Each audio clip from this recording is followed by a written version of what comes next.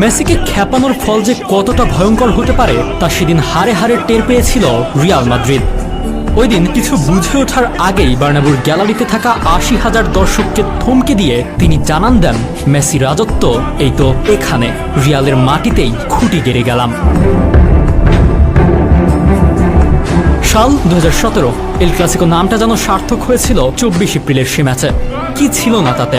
আক্রমণ, পাল্টা আক্রমণ, গোল, পাল্টা গোল। খেলোয়াড়দের মেজাজ হারানো, নাটকীয়তা সবকিছু যেন পর্ষা সাজিয়ে বসেছিল রিয়ালের মাঠ সান্তিয়াগো বার্নাব্যুতে। ছিল লাল কার্ডও। ২-২ ড্রয়েই খেলা শেষ ভেবে টিভি রিমোট অনেকে হাতে নিয়েছে কি নেয়নি। সেই মুহূর্তে দৃশ্যপটে আবারও লিও মেসি, যিনি এর আগেও করেছেন এক goal. Sergio Roberto, Gomez, Jordi Alba আর মেসি, এই চারের মিলিত এক দুর্দান্ত পাল্টা আক্রমণে এলো মেসির ৯২ মিনিটের সেই গোল। সে গোলের পর মেসি রমন জার্সি খুলে করা আইকনিক সেলিব্রেশন আজও অজানা অনেকের। সচরাচর ঠান্ডা মাথার লোকটা হঠাৎ কী কারণে এত রেগে গিয়েছিল?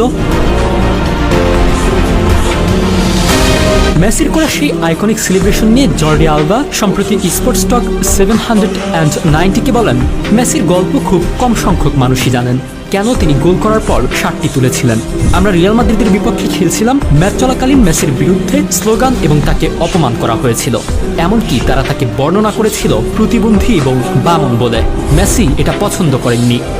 এমনকি ড্রেসিং রুমেও তিনি রেগে গিয়ে সুয়ারেজকে বলেন, এই মানুষগুলো তারা ফুটবলের সৌন্দর্য নয়, এবং দ্বিতীয়ার্ধেও তারা তা করতে থাকে। মেসি জয়সূচক গোল করলে তিনি তাদের দিকে এগিয়ে গিয়ে শার্টটি তুলে নেন। তিনি সবাইকে চুপ করে বললেন, নামটা মনে রেখো।